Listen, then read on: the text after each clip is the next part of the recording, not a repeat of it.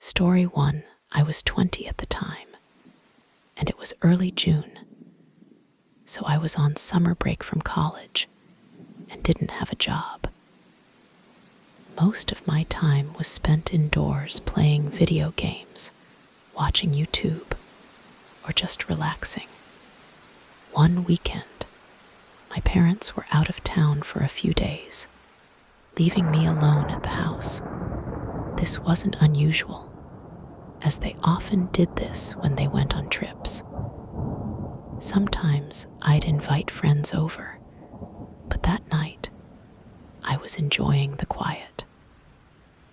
I was watching a rerun of one of my favorite shows on Netflix and scrolling through my phone. It was pretty late. I'm not exactly sure of the time, but I think it was around 11:30 p.m. or midnight when I heard a knock at the front door. I paused the TV and went to see who it was. It didn't fully register that it was so late at first, but thankfully, I realized before opening the door. I peered through the peephole and saw two men standing outside, both dressed in similar clothing, just waiting for me to answer. I stood there for a moment, wondering whether I should ask what they wanted or just stay quiet. I decided to stay silent and observe, hoping they'd leave soon. But a few seconds later, one of them called out, "Hello. We're looking to speak with Mr. and Mrs. Carter." I changed the last name for privacy reasons. I stayed quiet, knowing it was too late for any important visit. After a minute, the men looked at each other, exchanged a few words, and then walked off the porch. The outdoor lights were off, so I couldn't see where they went. But I didn't hear a car either, which made me wonder if they had walked here, making the situation even stranger. I went back to the TV, but left it paused for a while, in case they came back. It wasn't long before I heard footsteps outside again. They came up to the porch, but instead of knocking, they started walking around the side of the house. I quickly ran to the back window to see what was going on. I saw them open the gate and enter the backyard. I immediately backed away from the window so I wouldn't be seen, but I could hear them trying to mess with the back door. I grabbed my phone and hid in the garage to call the police, explaining the break-in I thought was happening. Less than a minute later, I heard a loud popping sound, and the back door slid open. Their footsteps echoed through the house, moving upstairs toward the bedrooms. I heard a door open and then close behind them. After that, it was completely silent. I waited for what felt like an eternity, about 10 minutes before the police arrived. When they did, I heard officers rushing in through the back door and running upstairs. The two men were arguing as they moved through the house. One of the officers came to the garage and helped me out of the house.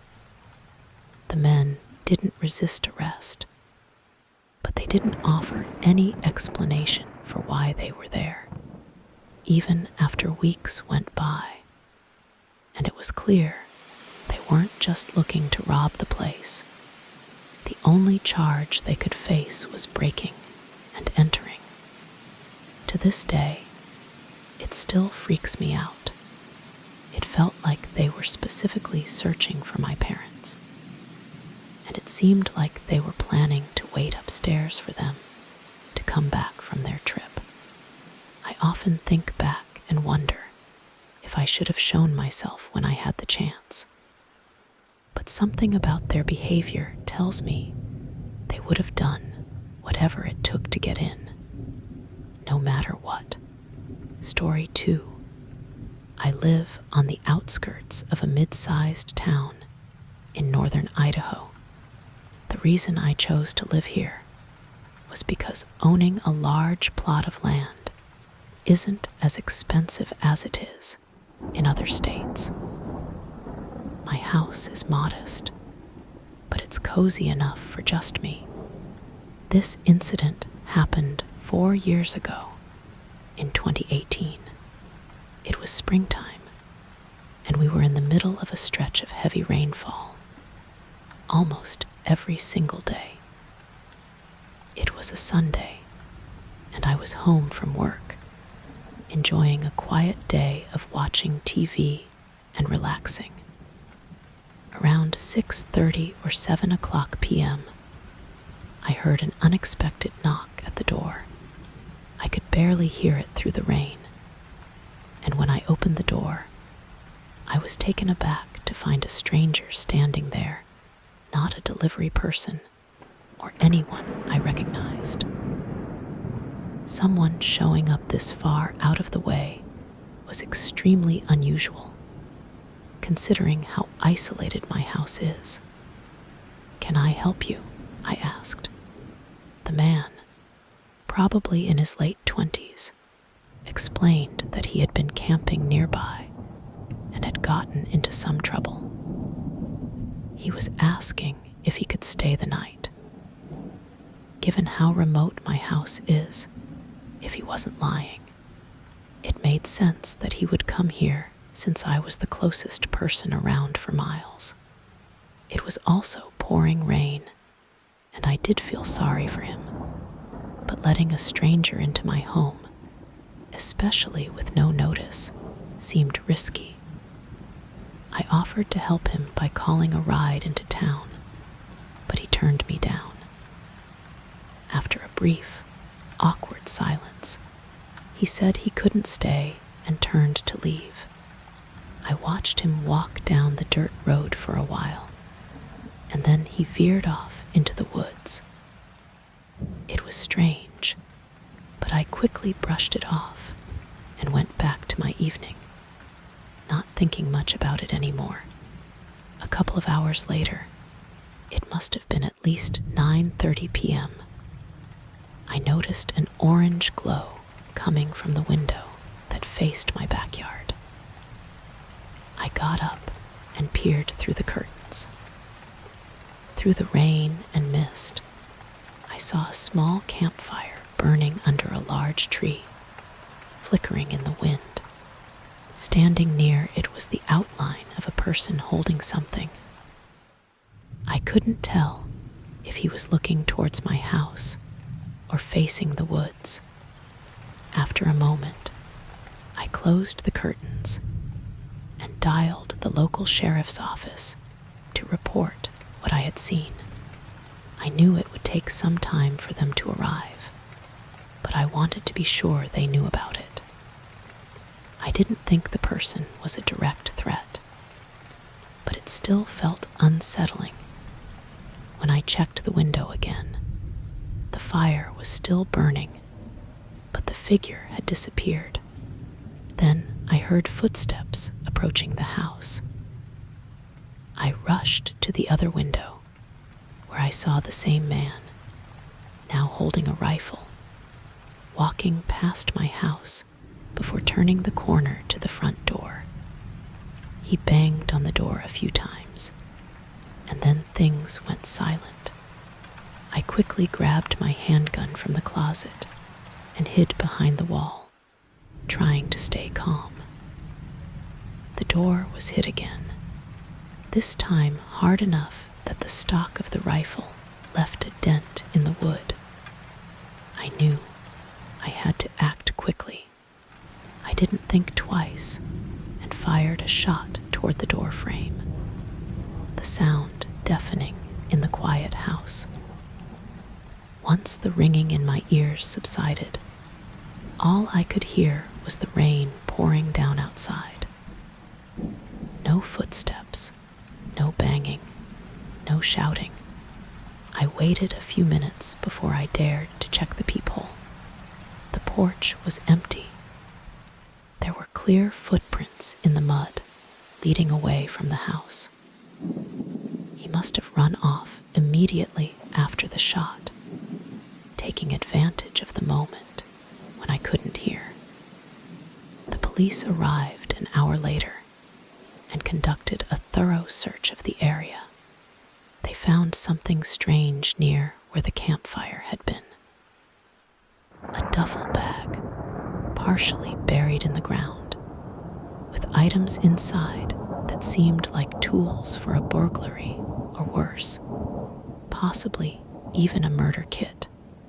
They told me it looked like it had been planted ahead of time, dug up just hours before the attack. This discovery made it clear that whoever had planned this had been watching me for some time, and it left me wondering why I was targeted specifically. To this day, they still haven't figured out who the man was or where he went. I continue living in the same house, but every day I find myself looking over my shoulder, wondering if he'll come back. Story 3. When I was growing up, I lived with my mom in a small house during my middle school and high school years. She took up an overnight job, so most nights of the week, I was alone between 8 p.m. and 4 a.m. This happened a few months before I graduated high school. On a regular night, at 7:30, I said goodbye to my mom like usual. Then I played some video games for a few hours. It was a school night, so I couldn't stay up super late, but I still stayed up later than I should have. Around 11:30, I shut everything off and went up to my room to get in bed. But I was on my phone for probably another hour before falling asleep. When I woke up, I thought I heard a door closing downstairs. I looked over at the clock next to my bed and saw it was 3:30, so I assumed my mom had just gotten home from work early. I turned over and tried to go back to sleep as I listened to footsteps walking around downstairs. After a minute, though, I started listening more intently. Usually, my mom would go straight upstairs when she got home to get ready for bed, but it sounded like they were just walking around.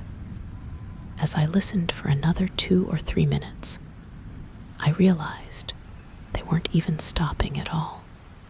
They were going through each room, walking slowly as if they were taking a tour of the house. I started to get a little nervous that it might not be my mom and could be someone else. I got up and turned on the light in my room, and almost right away, the footsteps stopped. I listened from the other side of my door and still heard nothing. Carefully, I opened it and looked out into the hallway. I was expecting to see some light coming from downstairs, but the whole house was dark. Whoever was walking around down there hadn't turned on any of the lights, which frightened me more than I already was. I made sure not to make any sounds and stepped further down the hallway until I was at the top of the stairs. Then I knelt down and looked through the railing to see into the living room. Nobody was there, and even in the dark, I could tell that nothing had been moved at all. My PlayStation was still there, and in my head, that was a telltale sign that there was nobody else in the house except for maybe my mom. I mean, if someone was here to rob us and had walked through the whole house, They definitely would have taken the most expensive thing in the room. At that point, I just wanted to know if it was my mom who was walking around, or if I was having some weird auditory hallucinations. I walked down the steps to the bottom and called out, "Mom, you home?" There was no response or signs of movement in the whole house, so I walked through the hallway into the kitchen. Right away, I saw a shoe print on the tile floors, and when I looked up, my eyes locked on a figure across the room. A man was sitting at the dining table with a dark mask on. His clothing was all black, which made it difficult to fully make out any features of him. He was looking at me, but he didn't say anything or even move. He stared at me with an emotionless look. I ran straight back upstairs and locked myself in my room as I called 911. The operator kept me updated on the police's estimated arrival. But after a minute, I heard the man slowly walk across the downstairs and over to the bottom of the staircase.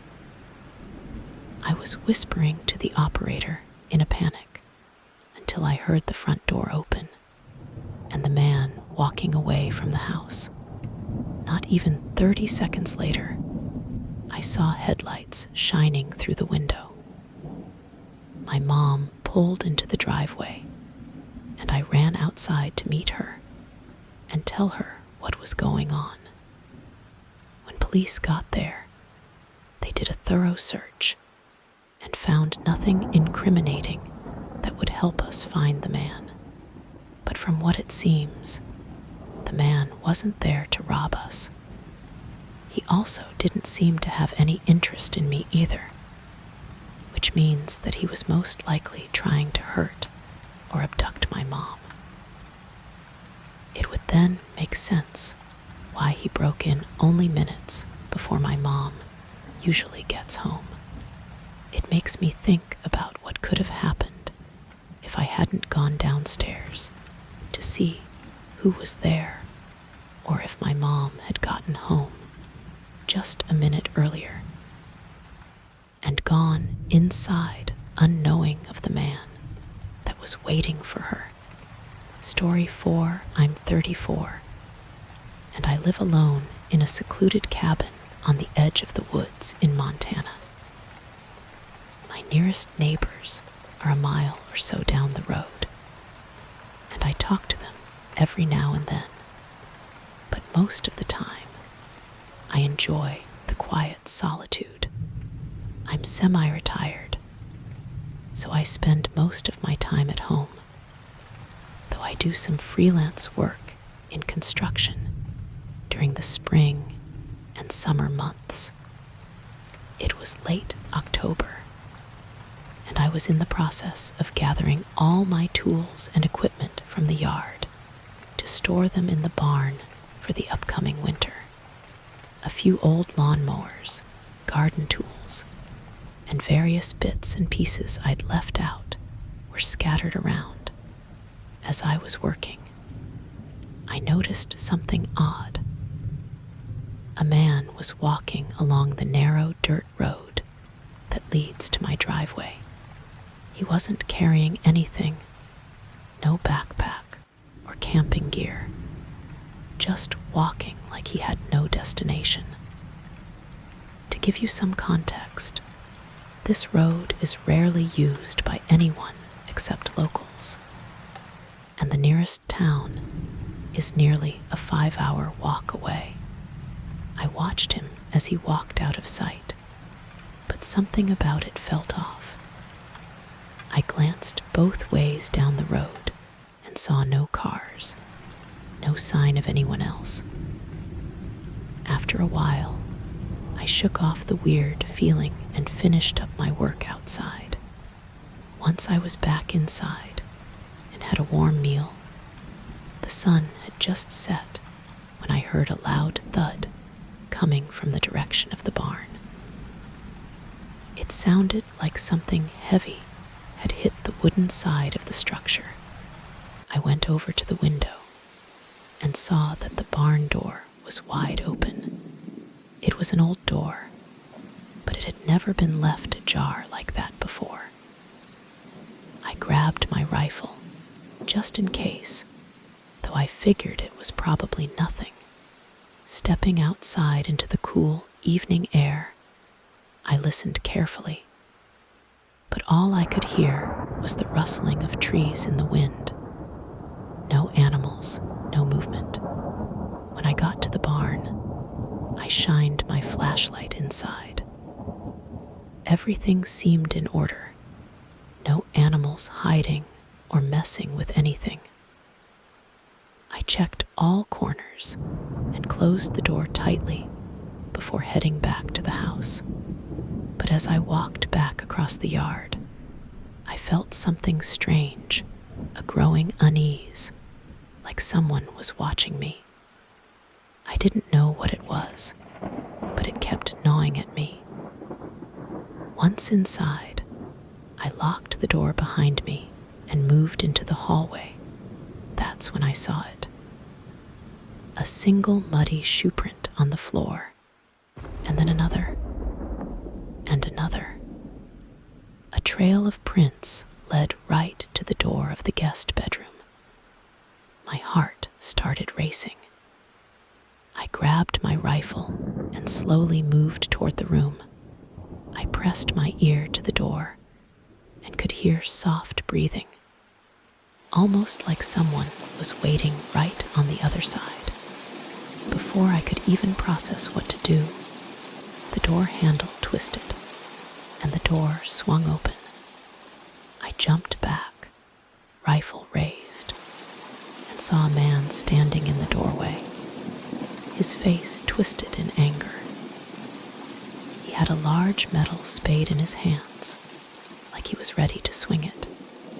I shouted at him to stay back, trying to sound confident, but inside, I was terrified. The man didn't move, but didn't back down either, his expression cold and unrelenting. We stood there for what felt like an eternity, neither of us making a move. Suddenly, he hurled the shovel at me, then sprinted across the room. I rushed in after him, watching in disbelief as he crawled out the window and jumped into the dark night, disappearing into the woods. I stood there for a moment, unsure of what had just happened. The man never returned, and I never found out who he was or what his intentions were. To this day, I still think about that night, and if I hadn't had my rifle with me or reacted quickly enough, I might not be here telling this story. Story 5. I don't usually travel far from home. So this was one of the rare times I stayed somewhere other than a friend's or family member's house. The town I needed to stay in was small, and most of the hotels seemed pretty outdated. But to my surprise, there was a single cottage listed on a vacation rental site. It was my first time using the platform, but the house seemed like a good option, way better than the hotels. I submitted my booking request, and within a few minutes, it was confirmed. A week later, I hit the road. By the time I arrived in the town, located about 12 hours from where I live, it was already quite late. The town felt almost abandoned compared to the bustling city I'm used to. The streets were quiet, with every house's lights off and all businesses closed. No cars, no pedestrians. Naturally, it was the middle of the night, so I didn't expect much activity, but it felt unsettling to see the town so still. The road leading to the rental was dark and winding, cutting through a dense forest area before I finally reached the house. It was one of a few with porch lights on, and one upstairs window had light shining through. I assumed the previous guests had left it on by accident, so I thought little of it as I grabbed my bags and headed to the front door. The access code had been sent to me via email, so I opened the door and stepped inside, locking it behind me. I quickly unloaded my things in a corner of the living room and made my way upstairs to turn off the light I had noticed. It was in one of the spare rooms, which only had a bed and a small dresser. I switched the light off and moved on to the main bedroom, where I set up for the night. Even though I was only planning to stay one night, I had booked 2 because I needed to stay through the following afternoon. After a while, I finally settled into bed. I closed my eyes, trying to sleep, but I found myself lying awake for much longer than I expected. Suddenly, I sat up, hearing a thud echo through the walls. I froze, staring at the door, trying to figure out what could have caused it. After a few moments of uncertainty, I got up to investigate. I opened the door quietly, peering down the dark hallway. Everything was still and silent now. No more thuds. Only the occasional creak of the house shifting in the wind. I stepped back and shut the door gently, but I couldn't shake the uneasy feeling that had crept in. I stood there for a moment, deep in thought, trying to make sense of what I had heard. Then I heard soft creaks from the other room, footsteps. Slowly, they began moving toward the door. My heart started racing as I realized someone was coming closer. I pressed my ear against the door, holding my breath as the footsteps grew louder. They reached the door, and for a moment, everything was still. My hand tightened around the doorknob, ready to stop it from opening. And just as I prepared for something, the handle suddenly jerked down. I pushed back against it with all my strength. But after a brief moment, the person tried again, slamming it into the door. The door swung open halfway, and I caught a glimpse of the man on the other side. His face was full of anger and intensity I wasn't prepared for. After a brief struggle, I somehow managed to push the door back, locking it again. He yelled something at me before storming off down the stairs and out of the house. My heart was pounding in my chest as I quickly dialed the authorities. For such a small town, they responded fast. The property owner took over from there, but I didn't keep track of what happened after I left the next day. The man's behavior, his desperation to get into my room, and his rage still haunts me. Everything about that night felt wrong, and I don't think I'll ever forget it. I haven't used a vacation rental service again since. It's hard to shake the memory of what happened, and I'm not sure I'll ever feel completely comfortable staying at a place like that again. Story 6. It was about 3 years ago. I was visiting my brother, who lives 6 hours away in a small town in Maine. Since his place is a one-bedroom apartment, I couldn't stay with him, so I rented a small house nearby for a few days. The house was located not far from his place, and it was about the same price as staying in a local hotel. Given the affordable rate, I thought the house would be a better option. I had arrived early in the morning, had lunch with my brother, went grocery shopping, and made it back to the house around 5 p.m. The house wasn't anything fancy, just a couch, a TV, and a bed. But it was enough for my short stay. After a long day, I went to bed around 9 o'clock, looking forward to a good night's sleep. I found myself awake longer than I had hoped, finally falling asleep about an hour later. When I woke up, I could tell it was the middle of the night. The room was pitch black, and before I could even check the time, I heard something strange outside my room. I could hear slow footsteps walking down the hallway, followed by a door gently closing, and then silence. My body froze as I lay there in the bed, staring into the dark. After what felt like an eternity, I got up to check the hallway. At the end of the hall, I could see the front door, which I was certain was the one I had heard close. But I didn't know if the person was still inside or if they had left.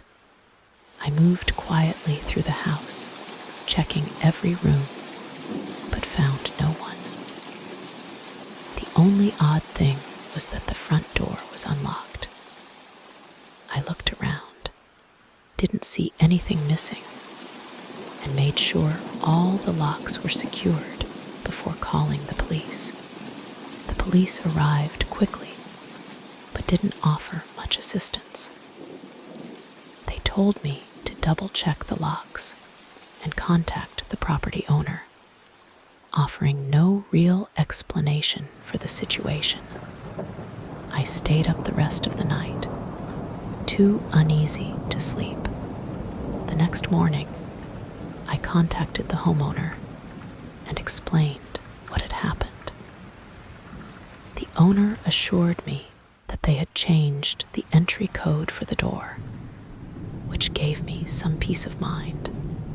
Later that day, I spent time with my brother, and when I returned to the house around 8:30 p.m., I tried to relax on the couch. I was exhausted, but the unsettling feeling from the previous night still lingered. Every time I closed my eyes, the thought of the intruder coming back made me nervous. To ease my mind, I decided to check the house again. I walked through the living room and kitchen, then headed down the hall to the bedroom. I opened the closet and checked the bathroom. Just as I was about to leave, I heard rapid footsteps running down the hallway toward the bedroom I was in. I quickly turned around and saw a man, large and quick, slam the bedroom door shut. Then, I heard his footsteps running through the living room and kitchen, followed by the sound of the front door opening and closing. I called the police again, and this time, the homeowner showed up too. When the officers arrived, they found the living room and kitchen in disarray. Furniture was turned over, and kitchen cabinets had been opened, with their contents scattered across the floor. Upon closer inspection, though, nothing seemed to be missing. It was as if the intruder had been looking for something very specific and nothing more.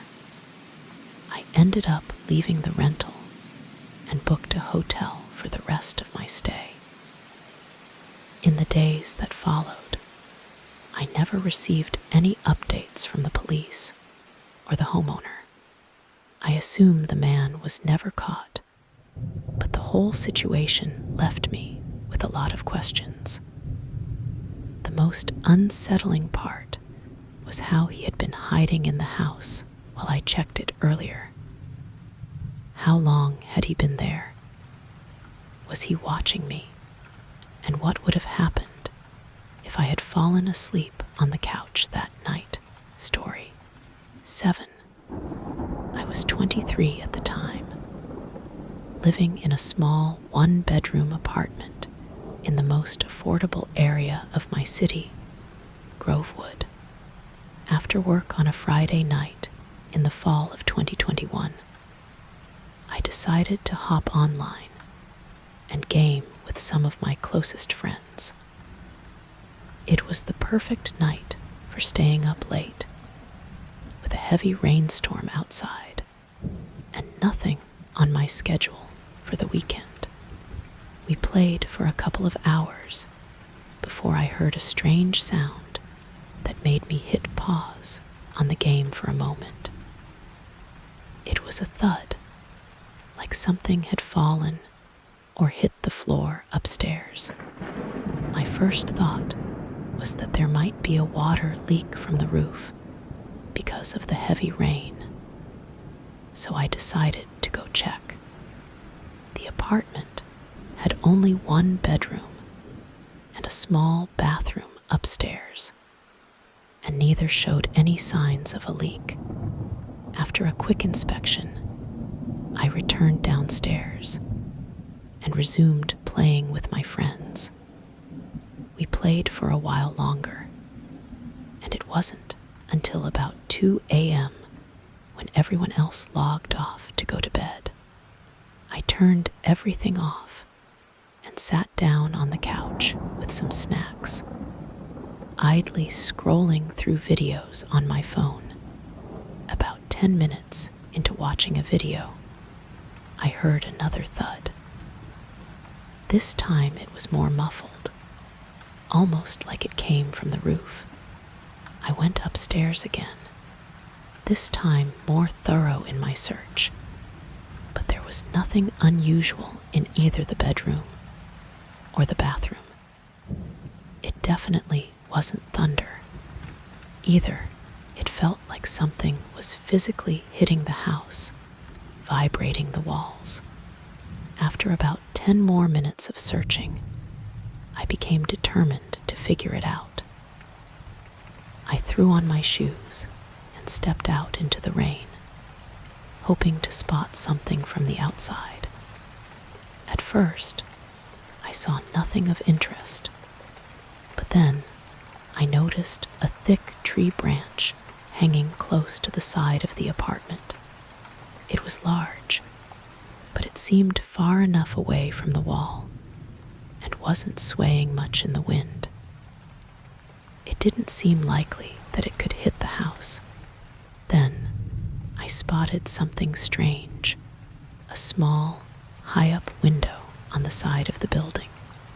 It was near the tree and above the bedroom window, which meant it must lead into the attic. I had no idea there was an attic in the place. The hatch wasn't obvious, and the roof didn't look steep enough for one, so I had never noticed anything about it before. Curious, I went back inside and began searching for the attic entrance. After a bit of looking, I finally found it in the back of my closet. It was a small, smooth panel that blended perfectly with the ceiling, barely noticeable except for the tiny gap where it opened. Standing on a box, I carefully pulled the panel down, revealing a rusty, creaky ladder. As soon as I did, a foul, rotting smell hit me, followed by the unmistakable thud of something from above. It became clear that the attic was barely 2 feet high at most. I climbed up carefully, peeking into the cramped space. At the far end, near the window, I could make out a shape, someone hunched over on all fours, staring straight at me. I nearly lost my balance, jumping down in a panic. As I scrambled for my phone and ran outside into the rain, I called the police. When they arrived, they found and detained a man, a homeless person, who had apparently been living in the attic for at least a week without me noticing. The whole situation felt like a nightmare. I packed up and moved out of the apartment shortly after. Since then, I've always checked every attic I've encountered in my new homes. But the one thing that haunts me the most is the image of that man, crouching at the end of the attic, his eyes filled with a mixture of fear and anger. Story 8 for the past several years. I've been juggling 2 jobs, leaving my apartment around 6 o'clock a.m. and not returning until around 10 o'clock p.m. It's been a tiring routine, and most days I just repeat that same schedule without much change. That's just how things have been for a while. But a few months ago, something unsettling happened. One evening, after a long day, I came home and did my usual routine shower, get ready for bed. However, while I was in the shower, I heard a faint noise, like something moving just outside the bathroom door. I quickly turned off the water, wrapped myself in a towel, and checked the hallway, but I didn't find anything. It didn't seem like anything serious, so I brushed it off as the house creaking or maybe the wind outside. After finishing up, I went to bed, though I still felt a little uneasy. That night, I kept hearing odd sounds, soft creaks, almost like someone was walking around. It was eerily similar to the sound a house makes when the wind blows strongly, but there was no wind. At one point, I even got up and walked around the house to see if I could find any explanation, but everything seemed normal. Still, I couldn't shake the feeling that something was off. The next day, I was exhausted. I had a long day ahead, so I relied on coffee to keep me going. When I came home later that evening, all I wanted was a good night's rest. I went upstairs, turned the shower on, and before I even got in, I heard the same noise. This time, it was closer, like something or someone was right outside the bathroom door. I hesitated for a moment, but the curiosity and worry got the best of me. I looked out into the hallway, but there was nothing there. I quickly walked through the house, checking every room, though I convinced myself it was just something strange in the walls or under the floorboards. After I showered, I went to bed. I eventually fell asleep, but I woke up suddenly, feeling like something wasn't right. The entire house was completely still, and it was so dark outside that I realized it was still the middle of the night. I wasn't sure what had woken me, but I had the distinct feeling it was connected to the sounds I'd been hearing. I peered over toward the door, and that's when I saw it, a faint shadow moving under the door crack. My heart raced as I watched it move, then heard footsteps down the hallway. Frozen with fear, I couldn't move for a second, but somehow I found the courage to open the door. I stood there, staring at the dark figure of a man standing at the end of the hallway. His eyes were the only thing I could make out clearly, and they were intense, piercing with an unsettling anger and restlessness. I slammed the door shut and locked it immediately. I heard his footsteps move down the stairs, but I stayed in my room for another 30 seconds before I heard the front door open and close. I called the police right away. They came and searched the house, but there weren't any immediate signs of a break-in. They did find some evidence that the man had been in the house for a while, perhaps days. I can't figure out where he was hiding all that time. Sometimes I wonder if he was sneaking into my room while I was in the shower, hiding in the closet when I wasn't looking. Maybe that's why he moved so quickly when I came back into the room. It's all speculation, but I can't stop thinking about it. I also wonder why he didn't just leave when he knew I'd seen him. Maybe he was just waiting for the right moment. But one thing's for sure, the thought that someone was hiding in my home while I was asleep still haunts me. As of now, he hasn't come back, and there hasn't been any progress in identifying him.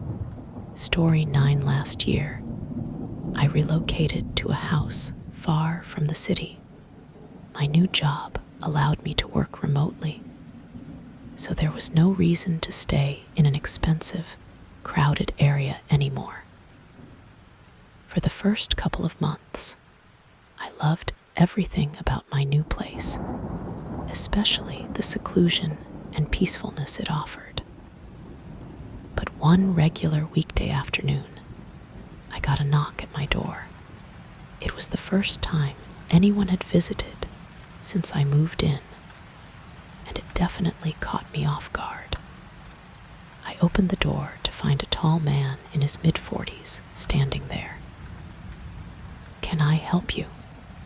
I asked with a friendly smile, assuming he was a neighbor from a few houses down. But instead of answering, he leaned sideways and peered past me, almost like he was trying to see if anyone else was home. I felt uneasy at his strange behavior, so I instinctively stepped back and pulled the door slightly to block his view. Without saying a word, the man turned and walked off. I watched him all the way down my driveway until he reached the street, where he got into a dark sedan and drove off. It was one of the weirdest encounters I'd ever had, and I couldn't stop thinking about it. That night, I stayed inside for dinner, just to be cautious and make sure the man wouldn't return. I considered calling the authorities, but I thought it would be overreacting to report a stranger knocking on my door around 9:30 p.m. As I was unwinding in front of the TV, I heard muffled voices outside. I turned off the TV and listened carefully. It sounded like two people talking somewhere near the back of my house.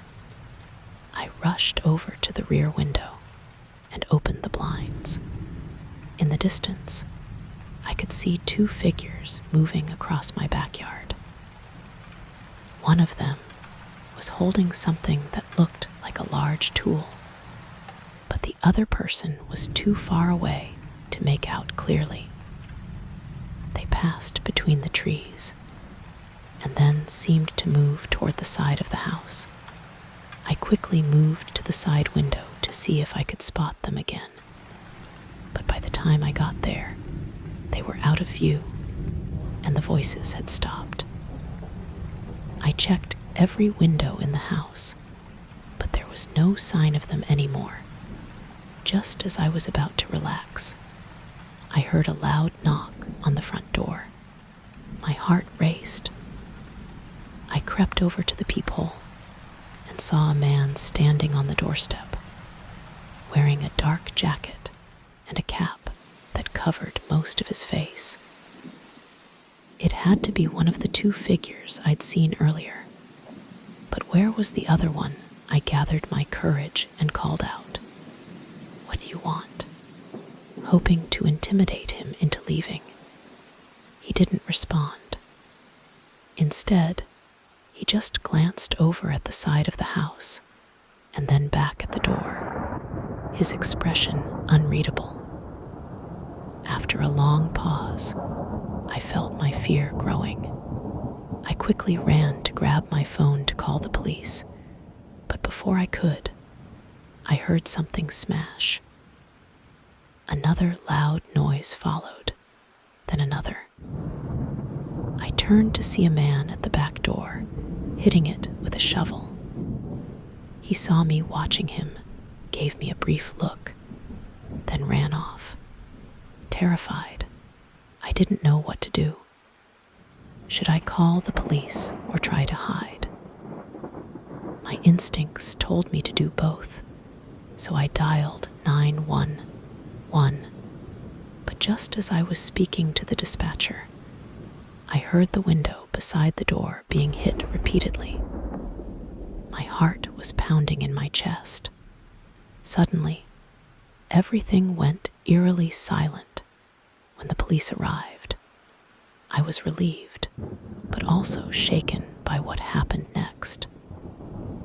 The man from earlier, now identified as Robert Harris, was still standing on the street, trying to act casual. When the police approached him, he refused to explain his actions.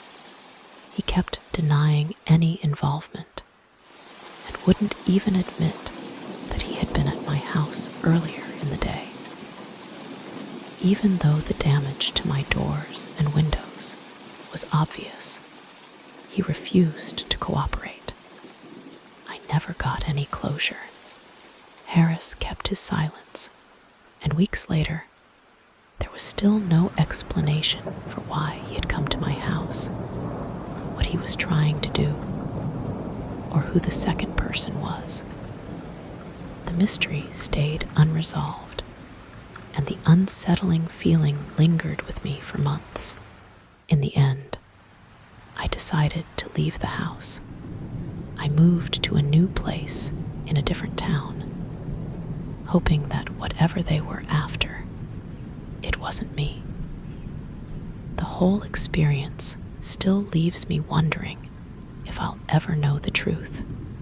Story 10. When I was 22, I made a decision I would later regret, moving out of my parents' house before I was financially prepared. I had spent months planning, searching for affordable apartments and potential roommates, thinking that independence was the top priority. After weeks of searching, I came across a post on a local classifieds website about a room available for rent in my area. The house was a small, 2-bedroom cottage, and the landlord was looking for someone to rent the spare room. I contacted him immediately, and he responded quickly. We exchanged a few messages, and then he sent over what appeared to be a lengthy set of rental terms. The list seemed standard enough rules about noise, cleanliness, and shared responsibilities. I agreed to the terms, and the landlord, Greg, invited me to check out the place the following day. When I arrived, I was taken aback by how pristine and well-decorated the house was. The furniture and decor were stylish, and everything looked like it was straight out of an interior design magazine. Greg, in his mid-20s, seemed out of place for the environment. He was dressed in an old, faded band t-shirt, and his speech had a peculiar, disjointed tone. Despite the odd impression, I was eager to move out and didn't let it deter me. A week later, I packed my things into a moving truck and headed to the house. When I walked inside, I was struck by how different the place looked. It was nearly empty, with only a worn-out sofa in the living room. It looked nothing like the cozy, stylish house I had seen earlier. Greg was there, acting as if everything was perfectly normal, enthusiastically talking about how excited he was to have a roommate. When I asked about the furniture and decorations, he brushed off my questions and quickly shifted the conversation to moving my belongings inside. Although I felt a bit uneasy, I decided to stay, assuming there must have been a good reason for the change in appearance. As weeks passed, I barely saw Greg. He worked long hours and only returned home late at night. But then, things took a strange turn. After about a month, I noticed that Greg had stopped coming home altogether. I'd hear him return once or twice a week around 2 or 3 a.m. But he would spend a short time downstairs and then leave again, only to disappear for several days. At first, I didn't mind. I had the place to myself, which I enjoyed. But then, I started to wonder, why had he been so insistent on me moving in if he wasn't even going to be around? It was a mystery I couldn't shake. Then one night, at around 2:00 a.m., I was jolted awake by a loud pounding on my bedroom door. Groggy and disoriented, I rushed to answer, only to find Greg standing there, drenched in sweat, looking furious. "Don't leave your room," he snapped, his voice sharp and tense. He grabbed the door from my hand, ripped it open, and slammed it shut behind him. I stood frozen for a moment, confused and frightened. I could hear him moving around downstairs, dragging something heavy across the floor. I cautiously opened the door and crept downstairs. In the kitchen, I noticed a trail of dirt and mud leading toward the garage. When I tried to open the garage door, I found it locked from the inside. Feeling a sense of panic, I realized I needed to get out of there. I rushed to my car, drove away, and immediately called the police. By the time they arrived, Greg was gone, and the trail of dirt had been cleaned up. After some investigation, it was discovered that Greg wasn't the actual owner of the house. He was renting the place from someone else and had no legal right to sublet the room. The documents he had shown me were all fabricated, and even his name might not have been real. As far as I know, he never returned after that night. I'm still left wondering what exactly Greg had been up to. His actions were so strange and secretive, especially that night when he was so determined to keep me in my room. I can't help but feel like he had some kind of hidden agenda, and I was fortunate to get out before things escalated any further. Story 11, 3 years ago. I relocated to a new city a few states over on the East Coast. Due to financial constraints, I couldn't visit the area beforehand. But since I was only renting, there wasn't too much risk involved. It was the middle of September when the movers packed everything up and drove it to the new house. My landlord was kind enough to let the movers unload the truck for me, as I wasn't scheduled to arrive until the following week. It was a Monday evening when I finally reached my new home. The house was a bit of a mess, boxes everywhere, and furniture scattered around, but the place itself seemed fine. The layout was somewhat unusual. A single-story home with the kitchen and living room on one side and a long hallway on the other side, which led to the bedrooms and bathrooms. Since it was already late, I decided to focus on getting the bed set up in the master bedroom before going to sleep. I turned off all the lights and tried to settle in. I didn't have a clock set up yet, so I'm unsure exactly what time it was, but in the middle of the night, I was jolted awake by a strange noise. At first, I thought it was just the house settling, but the sound was persistent, so I decided to investigate in case it was something that needed attention.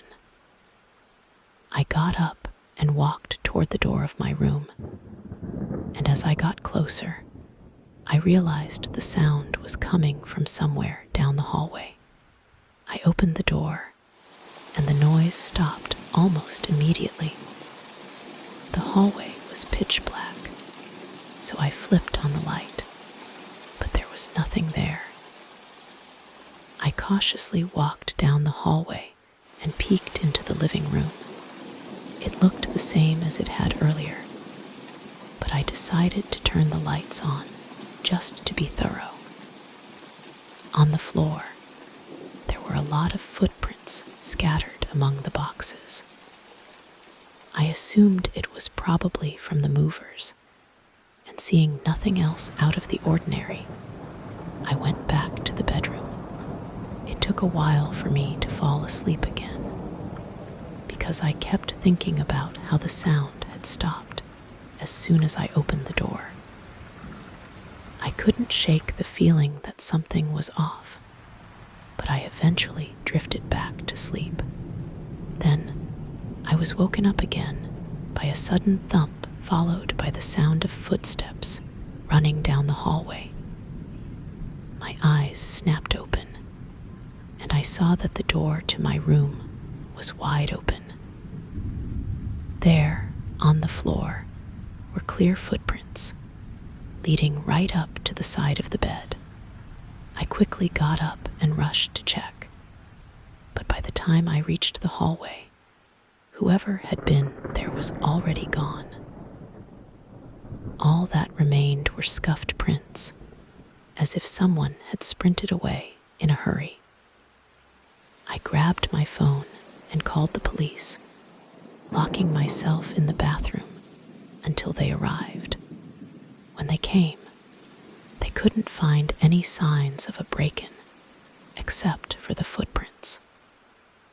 I told myself that maybe someone had gotten in during the previous week before I arrived, but something still didn't sit right.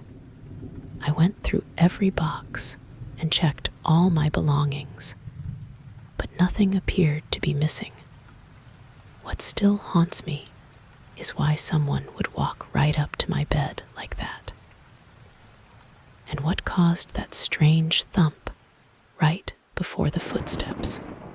The landlord, seeing how shaken I was, offered to let me break the lease and move out. He was adamant that I didn't talk about the incident to anyone. which, at the time, seemed like he just didn't want the reputation of his property tarnished. But now, I wonder if there's more to the situation than he let on. Story 12. This happened a few years ago when I was 28. My mom, who had been raising me alone, passed away unexpectedly. And since I was her only child, I was left with the decision to either sell her house or move into it. At the time, I was living in a rundown apartment that I could barely afford. After thinking about it for a while, I chose to move into the house. It was fully paid off, so moving in meant I could save a lot of money. My plan was to live there for a couple of years, save up, and eventually sell it to buy my dream home. When my apartment lease ended, I moved to the house, which was located in a rural area outside of Albuquerque. The house sat on a stretch of land that was part of a small farming community, though most of the fields around it had been abandoned and left to grow wild. My mom's property had become overgrown too, leaving just the house surrounded by a sea of tall grass and empty farmland. In the first week of living there, I spent most of my time cleaning and organizing my belongings. One evening, while I was tidying up, I heard the sound of a car driving down the long gravel road leading to the house. When I looked outside, I saw an old truck creeping toward the house. It was strange because the only reason someone would drive out that way was if they were coming to the house. But just before reaching the end of the path, the truck stopped, the headlights shining across the field. I could make out the figure of a man behind the wheel, but I couldn't see any details.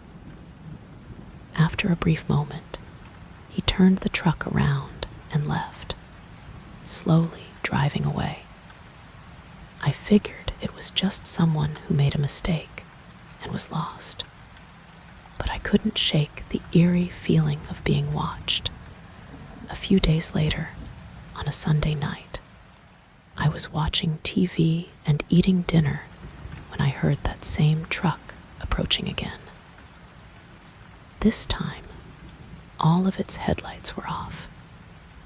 It was nearly 1:00 a.m., and I was worried. Why would anyone be coming out here so late? The truck pulled right up to the house and parked. A man got out and started walking toward the porch. I watched nervously, waiting for him to knock or ring the bell. But instead, he just stood there for a while, staring at the door. I stayed still, hoping he would leave, but after what felt like forever, he turned around and walked back to his truck, driving off without a word. Freaked out, I called the police, but there was little they could do. I went to bed that night, feeling uneasy and paranoid. And sure enough, I woke up to what I thought was a knock on the door. One single knock. I peeked through the window, but I couldn't see the truck anywhere. When I quietly walked down the stairs to check, I froze in my tracks. The front door was slightly ajar. I quickly ran to the nearest room and hid, dialing 911 as I heard footsteps inside the house. The person was walking through the hallway, heading straight for the stairs. I held my breath, praying they wouldn't hear me. I could hear them moving through the house, even going into the master bedroom. and rummaging through things as though they were searching for something. I stayed silent, too afraid to speak, and listened as the footsteps went back downstairs. After a few minutes, I finally heard the front door creak open, and the man disappeared. I ran to the back window, hoping to catch a glimpse of him before he got away. It was dark, but I could make out the figure of the same man walking toward the overgrown field behind the house. He disappeared into the grass, and I could only hope he wouldn't come back. When the police arrived, they didn't find anything that could help them, and my description of the man was all they had to go on.